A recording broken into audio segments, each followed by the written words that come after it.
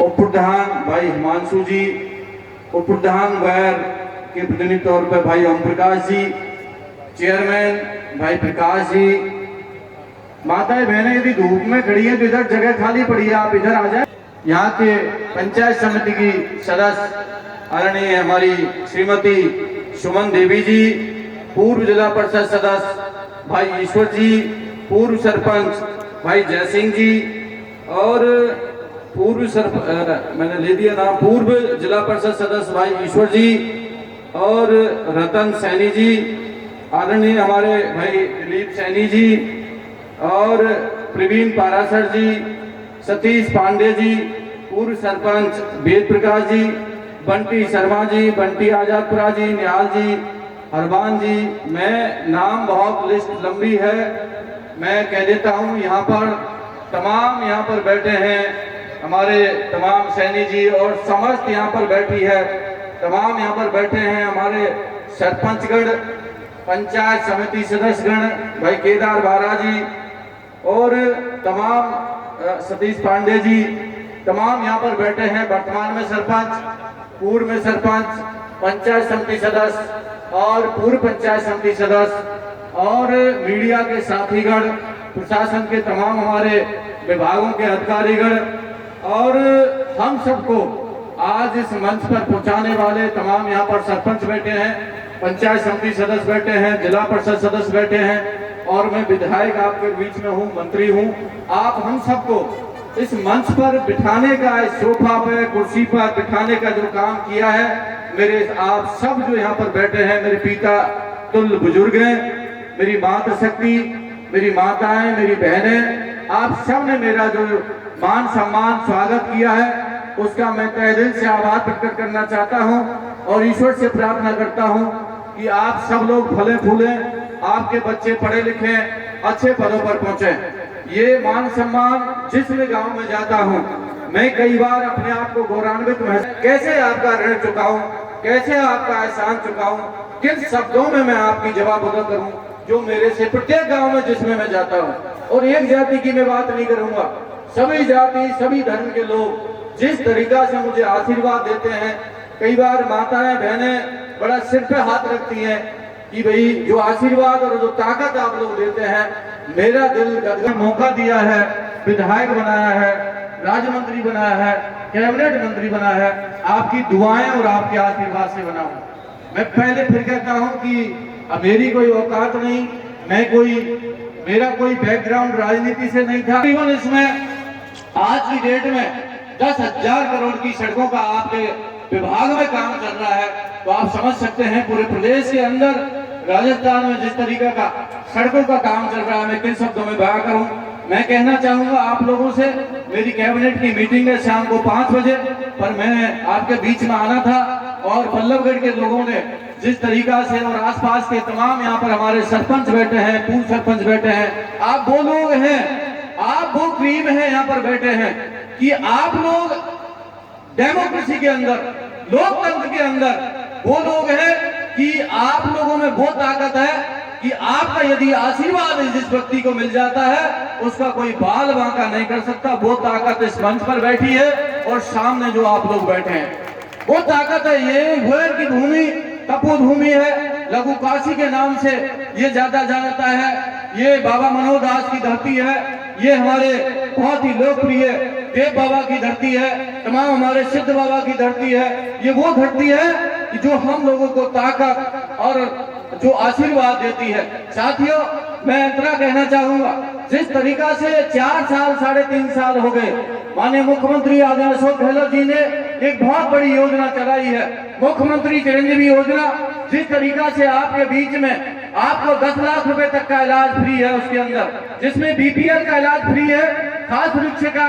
आपका इलाज उसके अंदर जो कोई 1 रुपए नहीं देना, उसका इलाज फ्री है। यदि उसके अंदर भी यदि आपका कवरेज नहीं हो पा रहा है तो 850 रुपए में आप लोगों का 10 लाख रुपए तक का इलाज फ्री है। और मैं इतना कहना चाहूंगा कि किडनी, लीवर, हार्ट जैसी भयानक बीमारियों से जमीनें बिक जाती हैं, जेवरात बिक जाते हैं, तमाम चीजें बिक जाती हैं, लोग रोड पे आ जाते हैं, उसका भी इलाज हमारी सरकार ने आपका 20 लाख, 25 लाख, 30 लाख तक का भी इलाज राजस्थान की सरकार ने फ्री कर दिया है। उसमें कोई किसी की जाति नहीं, कोई किसी की पार्टी नहीं, किसी भी धर्म का हो, किसी भी जाति का हो, किसी भी पार्टी का हो। बीमारी ऐसी है, ये कोई जाति धर्म देख के नहीं आती, कोई ये किसी तरह की पार्टी देख के नहीं आती। ये बेहतरीन सुविधा हमारी सरकार ने की है। मेरा आपसे विनम्र निवेदन है, यदि कोई ब्याज व्यक्ति रह गया हो तो 850 रुपए का कार्ड बनवा लें, उस योजना का लाभ ले लें। और आपको ये लगता है कि वो व्यक्ति 850 रुपए में सक्षम नहीं है, वो देने में नहीं है, तो मैं आपको वादा करता हूं उस व्यक्ति का मैं ब्लॉक सीएमएचओ और एसडीओ को ये निर्देश करूंगा कि जो व्यक्ति सक्षम नहीं है उसका बाहर भजनलाल जाटव लेगा। और मैं चाहूंगा कि मेरी विधानसभा का प्रत्येक व्यक्ति के पास मुख्यमंत्री चिरंजीवी की योजना का कार्ड जरूर होना चाहिए, क्योंकि बीमारी कभी कह के नहीं आती, बीमारी कभी जाति धर्म नहीं के आती। इसलिए मैं देखता हूं, क्योंकि हॉस्पिटल के अंदर मैं एसएमएस में मेरे लड़के लगे हुए हैं, भरतपुर में मेरे वर्कर लगे हुए हैं, वो देखते हैं, कार्यकर्ता लगे हुए हैं, मेरे और भी अधिकारी लगे हुए हैं। जब वो बीमारी होती है तो आंखों में आंसू आ जाते हैं। कोरोना जैसी महाबीमारी के अंदर मैंने देखा है मेरे 20 साल के भाइयों को, 25 साल के भाइयों को, 30 साल, 35 साल आंखों में आंसू आ जाते थे जब उनकी बॉडी को हम लोग देखते थे। पिता पुत्र से नहीं मिल पा रहा है, पत्नी पति से नहीं मिल पा रहे हैं, बाप बेटे से नहीं मिल पा रहा है। ऐसा रोग आया